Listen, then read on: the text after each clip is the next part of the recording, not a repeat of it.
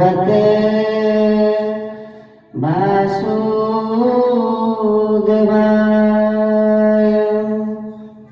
आसतु श्रीमद् भगवत guitar प्रथम अध्यायर 13तम श्लोक को गान करिया।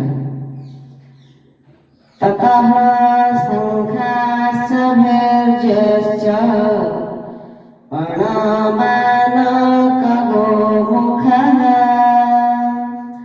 सहसैवाभ्यवन्यन्त सशब्दस्तु मूलो अभवत्। तापरे शंख, भेरी, ढोल, मृदंग, सिंगा इत्यादि वाद्य एक संगे बाजी उठिला। सेगुड़िकर से शब्द अति भयंकर थिला। गत श्लोकरे राजा दुर्योधन को प्रसन्न करिबा पाई पितामह भीष्म तांकर शंख वादन करथिले। वास्तव में पितामह भीष्मकर शंख वादन करी युद्ध आरंभ करिबार नथिला। दुर्योधनकर प्रसन्नता पाई दुर्योधन को आनंद एवं खुशी करिबा पाई पितामह भीष्म तांकर शंख को वादन करथिले।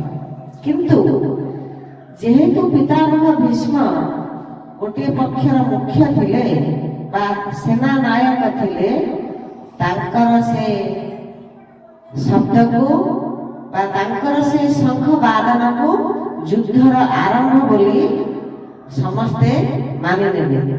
तापरे कोन हेछि ना समस्त कौरव सेनार महारथी माने रथी माने निज निजर एवं सैन्य सामंत माने निज निजर वाद्य को वादन कले।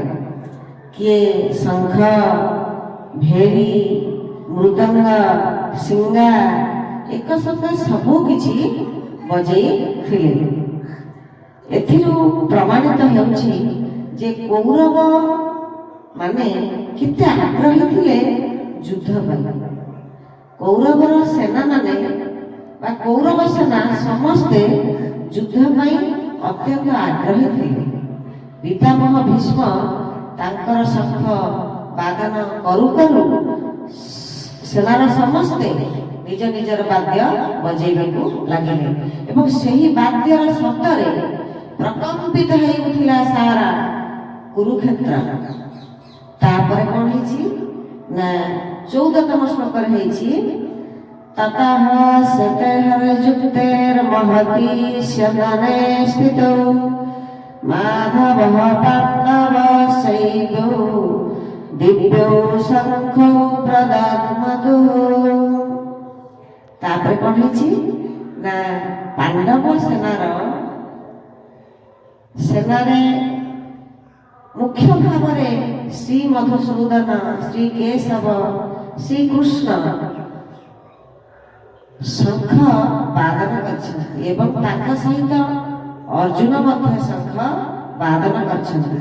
किंतु ततः सतेन युक्तेर महती शनने स्थितो अर्थात धवल अश्वयुक्त रथरे उपवेशन करिथिबा श्री कृष्ण एवं अर्जुन ए दुहे ताका निज निजर शंख को वादन करिछन्ति।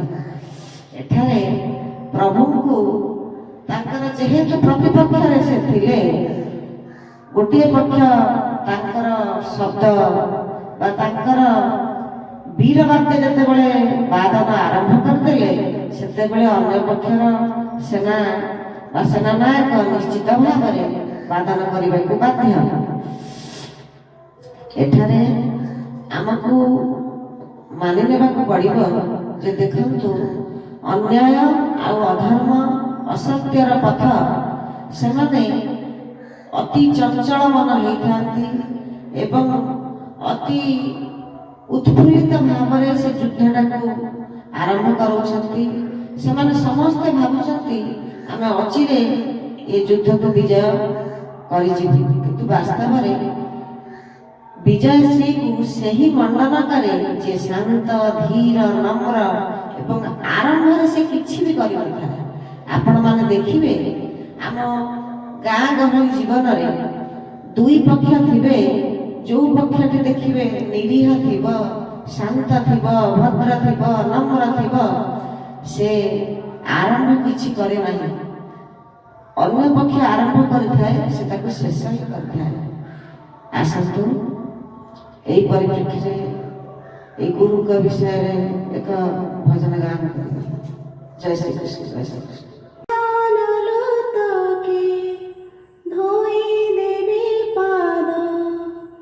सादरे दिया बढ़ाई